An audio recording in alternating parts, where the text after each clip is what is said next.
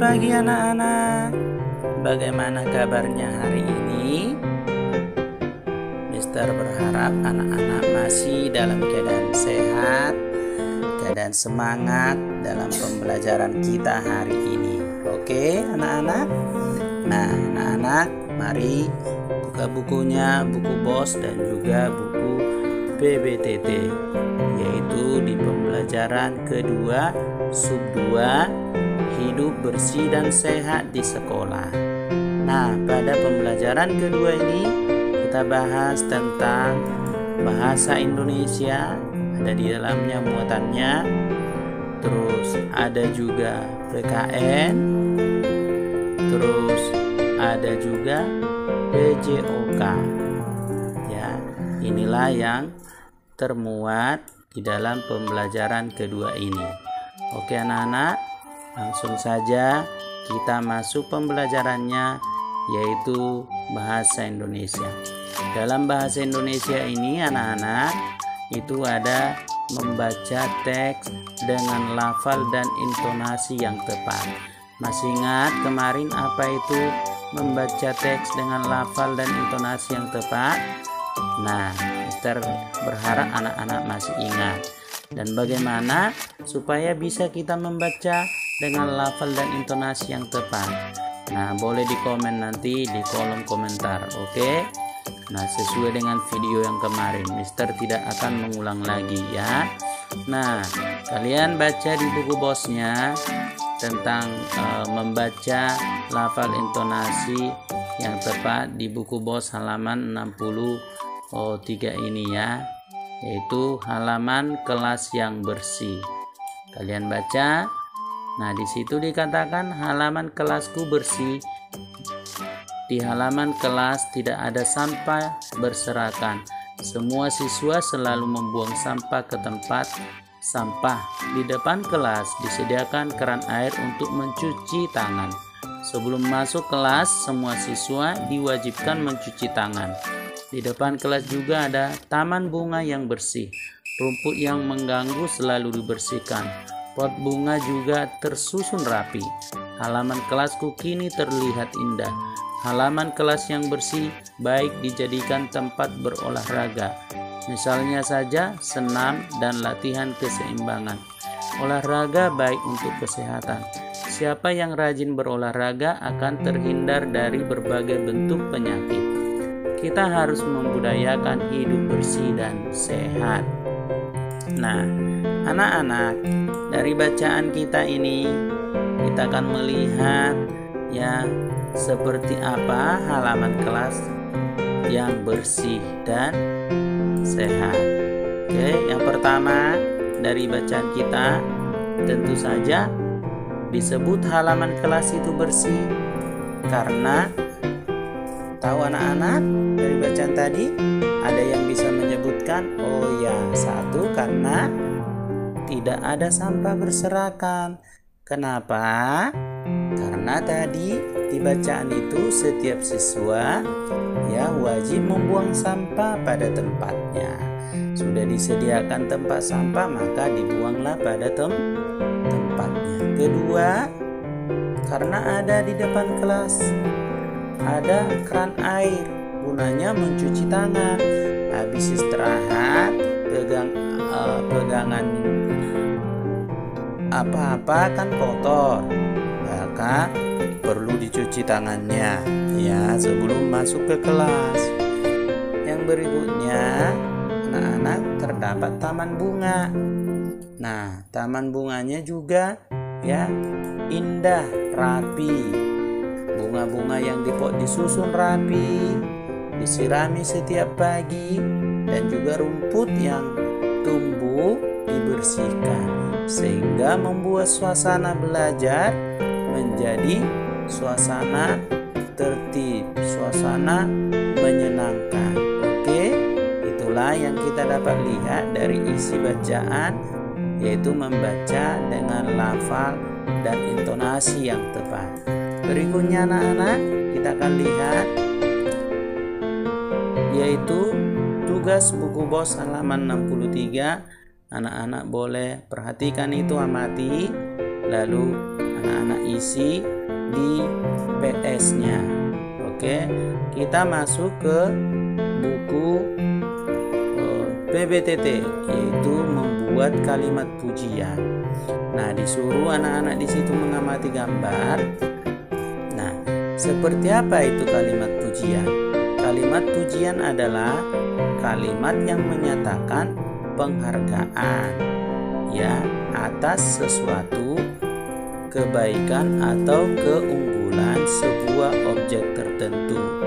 Jadi menyatakan penghargaan. Oke anak-anak, karena sesuatu kebaikan atau keunggulan sebuah objek tertentu.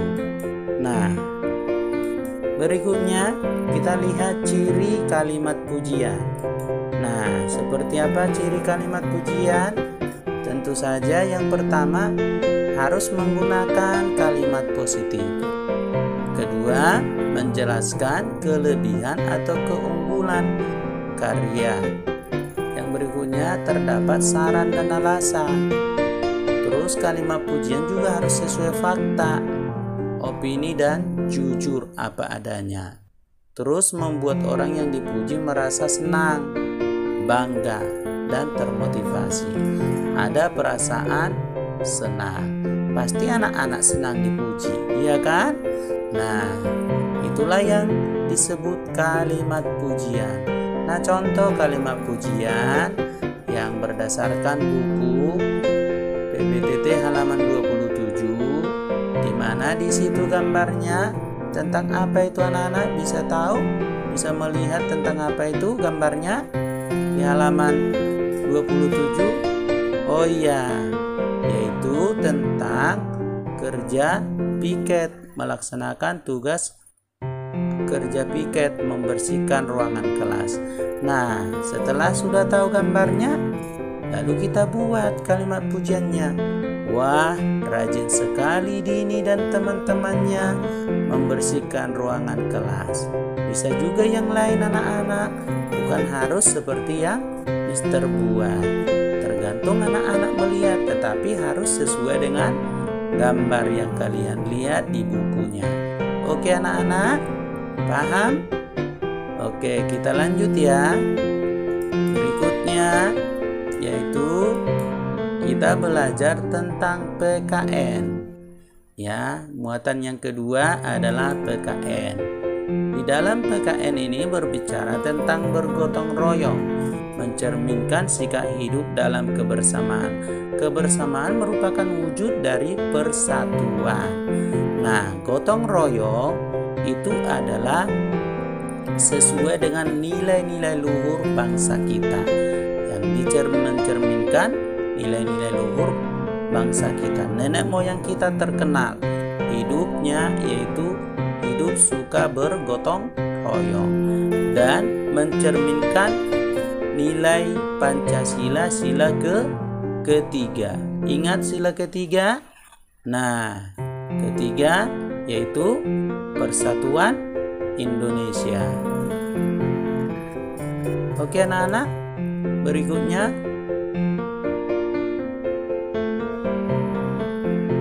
kita akan lanjut yaitu pelajaran tugas ya, tugas buku bosnya itu tentang sikap yang harus dimiliki agar terdapat persatuan di sekolah. Satu, mulai mau berbagi dengan teman. Kalian juga bisa lihat, tambahin lagi ya. Ingat, dikerjakan di buku PS. Oke anak-anak, tugas. Terus kita lanjut pelajaran PJOK. Nah, PJOK yaitu tentang berlatih keseimbangan. Sudah pernah kemarin-kemarin kita bahas tentang keseimbangan. Ya, ada keseimbangan dinamis dan keseimbangan. Masih ingat anak-anak? Nah, tolong dijawab keseimbangan apa di komen-komen dari channel ini. Oke? Yang pertama yang kita bahas yaitu tentang keseimbangan telentang. Ya, caranya posisi telentang mula-mula telentang dengan posisi badan lurus. Ya, tiduran tapi lurus. Oke, lihat gambar yang A. Nah, posisinya badan lurus. Kedua, kepala dan pinggang ditekuk ke depan. Kepalanya, pinggangnya ditekuk. Oke. 3, ya, tahan beberapa saat semampunya. Nah, kemarin juga sudah bahas untuk apa kita latihan keseimbangan, ada manfaatnya.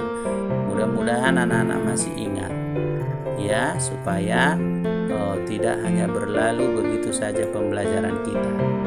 Oke, kita lanjut anak-anak, yaitu posisi tadi posisi telentang, sekarang posisi miring. Nah, perhatikan gambarnya.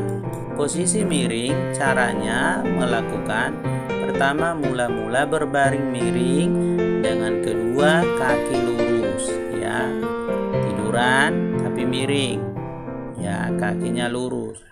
Setelah itu lihat gambar A, salah satu kaki diangkat, gambar B, ya, diangkat kakinya, tahan beberapa saat semampunya, lalu salah satu kaki ditekuk ke belakang, ya, tahan dan beberapa saat semampunya.